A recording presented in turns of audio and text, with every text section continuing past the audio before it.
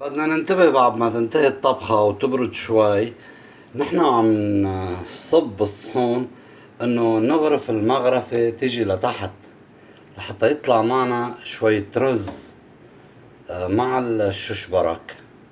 لاحظ كيف الرز مبين اللي حطيناه هو عبارة عن كوب رز.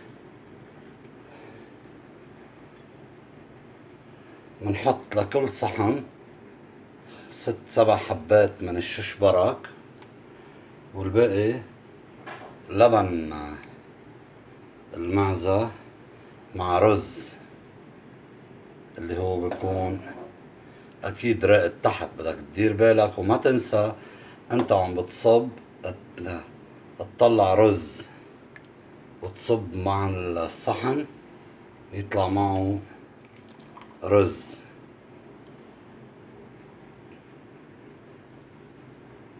تمام.